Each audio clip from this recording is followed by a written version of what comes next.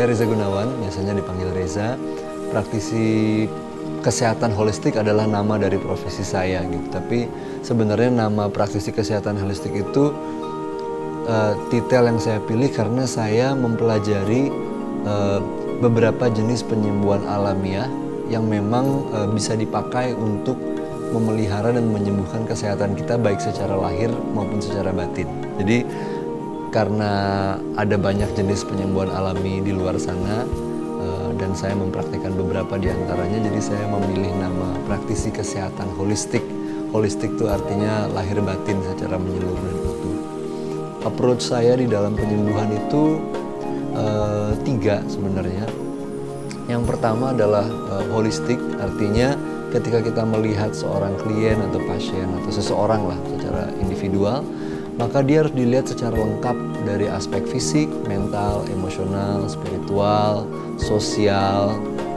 Jadi kalau kita mengobati satu penyakit, kita tidak hanya lihat keluhannya saja, tapi individu tersebut secara lengkap, itu holistik.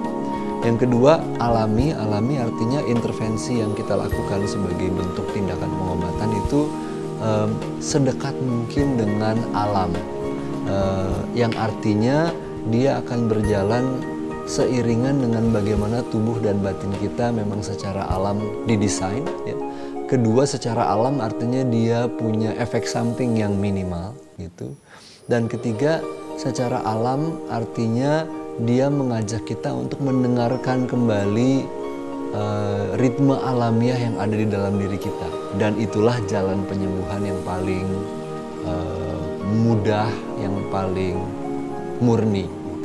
Terus yang ketiga, mandiri. Mandiri artinya orang tidak datang untuk diobati, tapi orang datang untuk belajar menyehatkan dirinya sendiri. Kalau dia sudah punya masalah atau sakit, maka dia belajar menyembuhkan dirinya sendiri. Bila dia tidak punya sakit atau masalah, dia belajar untuk memelihara kesehatannya. Kadang-kadang kami dampingi dengan layanan yang ada di klinik supaya dia bisa lebih mudah menyembuhkan dirinya sendiri, tapi poros utamanya adalah dia menolong diri, bukan dia ditolong. Jadi approach yang saya gunakan mencakup berbagai latihan self healing, akupunktur, meditasi, psikoterapi energi, terapi air bunga Bach atau Bach flower remedies, dan banyak terapi-terapi lainnya. Tapi semuanya mengarah kepada membantu individu itu secara holistik, alami, dan mandiri.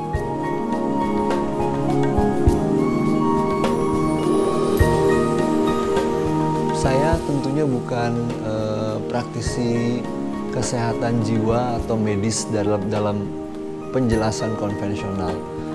Karenanya, meskipun saya familiar dengan istilah-istilah klinis seperti depresi dan judul-judul penyakit kejiwaan lainnya, saya dalam praktek saya pertama tidak diperkenankan untuk membuat diagnosa.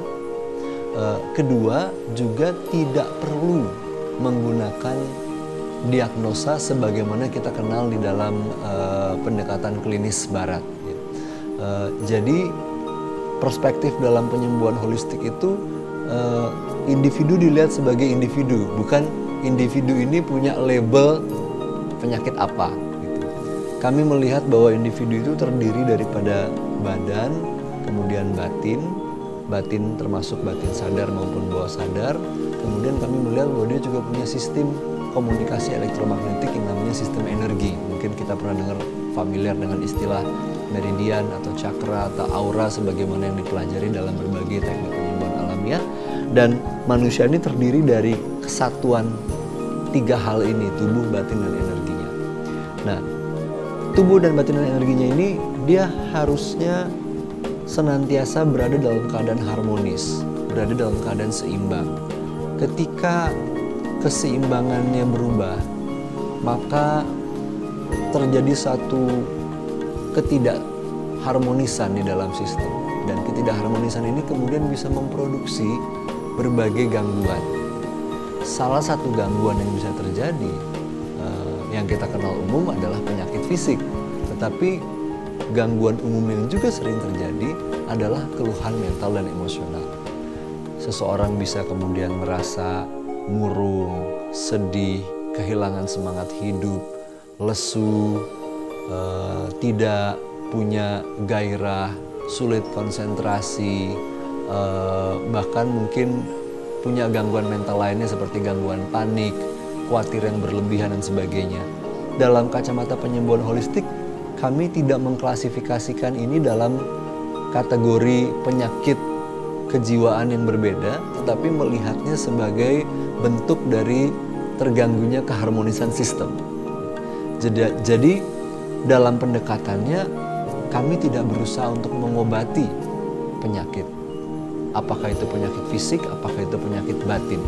Kami juga tidak berusaha untuk mengobati depresinya. Fokus utama dalam penyembuhan holistik dan pendekatan secara alamiah adalah memulihkan keharmonisan yang hilang ini. Mungkin ada, tapi jarang sekali orang yang terlahir sudah dalam keadaan korslet keharmonisannya. Biasanya kita dilahirkan dengan kurang lebih dalam keadaan yang cukup harmonis. Kemudian di suatu titik dalam perjalanan hidup kita, keharmonisan ini terganggu. Bisa karena satu atau banyak faktor. Nah, ketika ini terganggu dan kemudian bahasa populer saya adalah korslet, maka dia akan menghasilkan keluhan-keluhan ini.